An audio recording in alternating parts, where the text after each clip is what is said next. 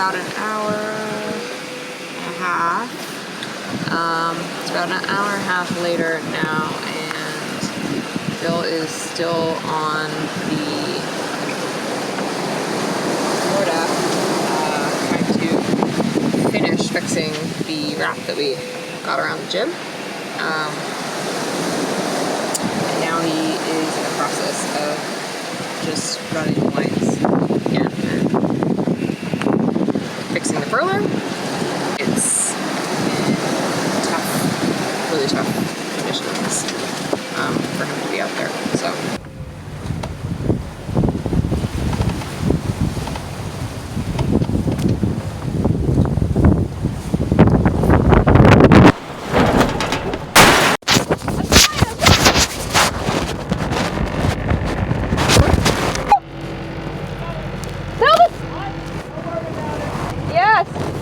When a boat sailing downwind turns its stern through the wind to change direction, it's called a jibe. In an accidental jibe like the one you've just heard, the impact of a sudden sail change puts the rig under immense force. It's now evening, and we've just begun to notice changes in the sound of the rig's creaking. After the jibe today, we're on high alert. What's working on there, honey? We broke the traveler in the jibe yesterday. We had a crash jibe that split the boom brake line and destroyed our traveler. So I'm trying to rig a new traveler from blocks on the tow rail, and I'm trying to prevent chafe. So we need some fire hose, cut it up, get it over the lines, try to center the traveler, and use that until we get in to fix the traveler properly. So in the middle of the night last night, we were checking on things and saw the mast was actually moving around inside the sleeve. So we've been texting with our rigger back in Annapolis and just trying to figure out what we'll look for before we hit more weather tomorrow. It turns out that creaking sound was the mast moving where it passes through the deck, and it was caused by the crash jibe that also broke the traveler.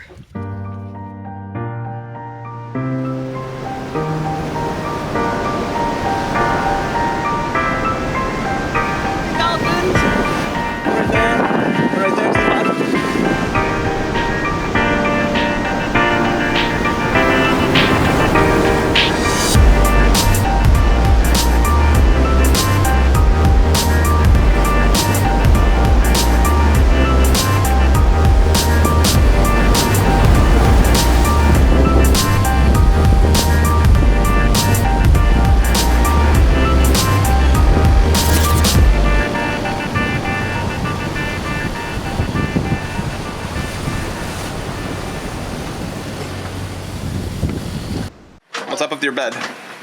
So my bed is wet. This is the towel, one of the towels we've been using to collect the water that's coming in through the Chain plates. So basically we were dripping on the floor. So we're up to like 4 or 5 towels. more than that. We tried to rebed these chain plates in Sikaflex before we left, but clearly that's not working. I went on deck and tried to throw some more on there today. I guess it needs a cure a little bit. Hopefully it cures in all this water, we're not sure. But we should be coming off of beam reach hopefully sometime tomorrow, so we'll be heading more downwind and won't have much water on deck. 8 more days, or 9 more days.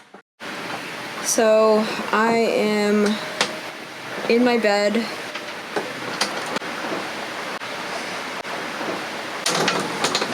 Towels from the leak, which hopefully, now that the system's moved out, will just continue to stop dripping as much.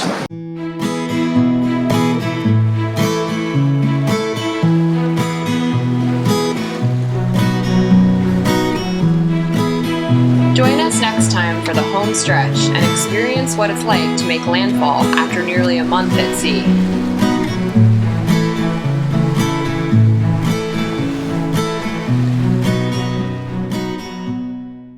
Hey guys!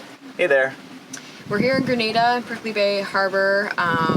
Just wanted to take a few minutes to talk about the making of this episode, Tough Stuff, which was tough. And in editing the footage, we had a lot of emotions and stuff come up because it was it really was a difficult experience, and we just we're wanted having to, a hard time watching the footage over Yeah. again. It's hard to see those conditions. Sitting here in the sunny Caribbean, it's it's tough to picture yourself out there in the middle of the Atlantic Ocean. But rewatching that footage, we do sort of feel the stress upwelling again. Yeah. Little bit of trauma there. Nothing big enough to Stop us from scared crossing the ocean us, again, but we just wanted to let you guys know that, I know we come off pretty calm, other than the one yelp scream thing that you hear in the VNA. Other than that, you don't really see too much of an emotional response. So, but yeah, that was definitely the scariest moment of our entire transatlantic. and I think one of the scariest moments. Pat owning the boat. Yeah. I think a lot of mechanical breakdowns you could handle, right? If you lose battery power, autopilot, you could hand steer. If you lose your rig or you lose your steering out in the middle of the ocean, you're kind of, it's going to be a difficult trip. So. Yeah. Seeing the rig pumping in the collar, that got to us, especially because we were so far from land at that moment.